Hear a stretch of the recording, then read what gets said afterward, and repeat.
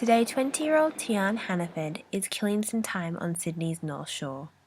It's a 90-minute train ride from her home on the Central Coast, and hours from the Australian National University, where she studied psychology last year. But it is close to the day clinic, where she confronts the eating disorder she has suffered with since early high school. I got transferred from Calvary Hospital in Canberra to be brought to the clinic in Sydney, and basically the point was it was the third time I'd ended up in hospital, and I'd basically stuffed up my year. I'd stuffed my studies and had no jobs and had lost pretty well all of my friends. And so it was kind of like I'd tried being sick, and it didn't work. And I tried being semi-sick where I pretended to recover but didn't really, and that didn't work. And I was almost left with this decision of, well, I can either kill myself and be done with it, or I can have a really good crack at recovery and do everything that everyone's telling me to do and just trust that maybe at the end of that, maybe then I'll feel different. Spending time with other day patients at the clinic is a key part of Tian's recovery process. It's probably the empathy and the understanding that they have just as people that are also struggling with the same issues. There's something very grounding about everyone being in the same struggle together, and the fact that we share meals together. It's more than just a perfunctory kind of sharing in the experience. We really are there next to each other at the hard times saying, you can do this. Eating disorders represent the third most common chronic illness in young females. The relationship between body dissatisfaction and the peer environment was investigated in an Australian study published this year. The study found teenage girls tend to choose friends with a similar level of body dissatisfaction to themselves. Dr. Catherine Rayner conducted the research at Macquarie University. The significance of friendship selection for perhaps girls who are at risk of body dissatisfaction or disordered eating might be that they're self-selecting an environment in which those things remain important.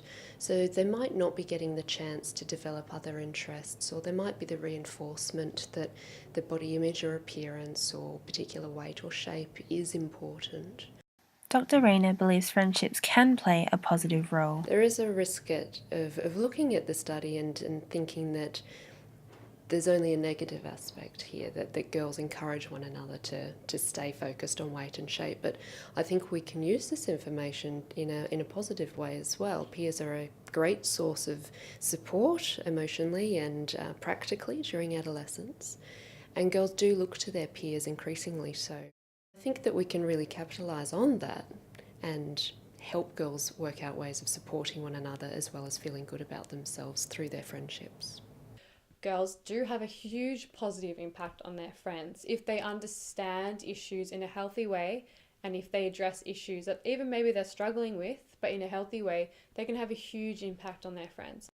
Judy Limbers is one of the young women behind Allure, a group that runs high school workshops to encourage girls to talk positively about their bodies and each other. We want to get girls before they've got the eating disorder or before they're going to need to see the counsellor. And that's sort of Allure's aim, is just getting young and, sort of put in their minds, sow seeds of positive messages about themselves and about their peers.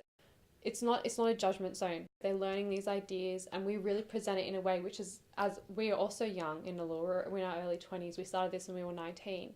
We're presenting as this is what we're going through, and now we're sharing it with you guys.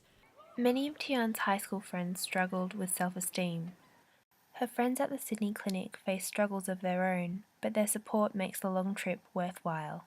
I mean, you take it slow in recovery. Recovery for an eating disorder can take well over a year.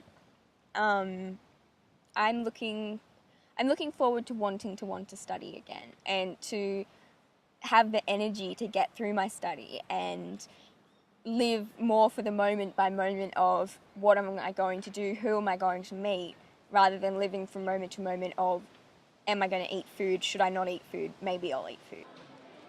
Kate Lilly, UTS News.